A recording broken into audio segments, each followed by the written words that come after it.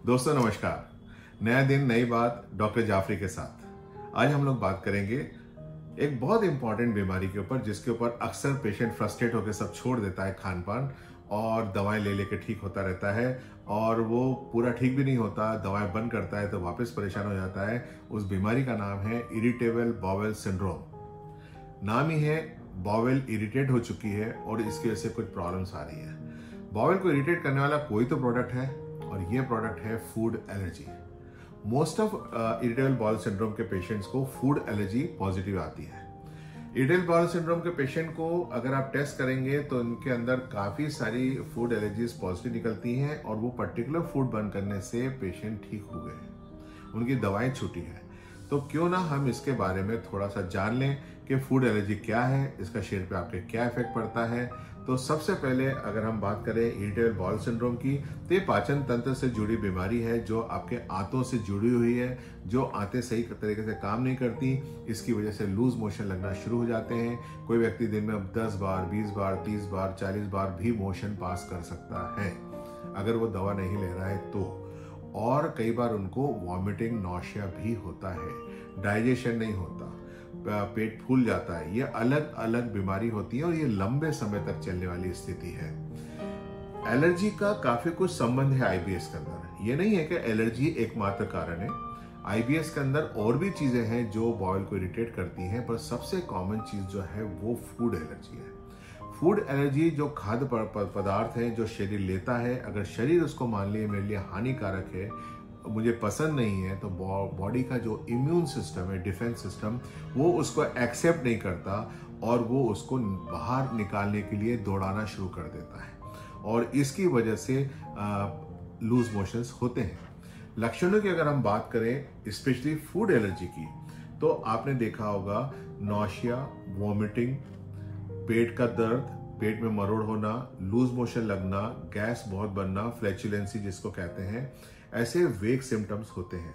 इसके साथ में स्किन के ऊपर खुजली, रैशेज, ददोड़े, पित्ती होना, सांस के अंदर छींके, खांसी, सांस फूलना, दम फूलना और सिरदर्द, थकान आदि दिखाई देती हैं। जो फूड एलर्जी होती है ये खाना खाने के तुरंत बाद ही पता चल जाती है। कुछ ही समय के अंदर आपको लक्षण उभरना शुरू हो जाते हैं। तो ये काफी कुछ लगता है कि ये आपने जैसे फूड खाया एलर्जी शुरू हो जाती है। इसको पता करने के लिए आपको क्या करना है, ये एक बहुत महत्वपूर्ण विषय है। तो आपको सबसे पहले एक क्वालिटी वाली एलर्जी टेस्ट कराना है। प्लीज याद रखें, क्वालिटी वाली। ये जो पैथोलॉजी लैब पे नॉर्मली मिलती है ये टेस्ट नहीं कराना है। आपको स्किन प्रिक टेस्ट सबसे अच्छी मेथड है जो गोल्ड स्टैंडर्ड है world over. World allergy organization इसको एंडोर्स कर रखा है, इसको टेस्ट कराइए।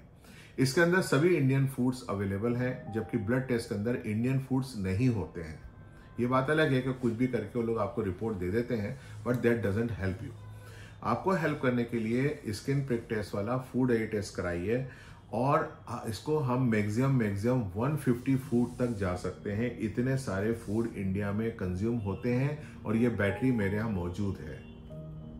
टेस्ट का अगर ब्लड से ही करवाना अगर आप चाहते हैं तो इम्यूनो कैप करके मेथड आती है जिससे आप टेस्ट कर सकते हैं, पर उसमें भारतीय व्यंजन बहुत कम होते हैं, विदेशी व्यंजन बहुत होते हैं। लाइक मिल्क है, गाजर है, अंडा है, मछली है, ये सी चीजें एक्चुअली उसके अंदर बहुत पाई जाती हैं क्योंकि वो टेस्ट की किट हमारे नहीं बनती, फॉरेन में बनती है।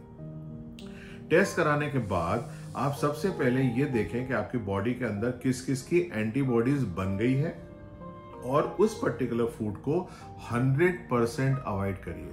100%, मतलब आप उसको बिल्कुल कंज्यूम नहीं करेंगे।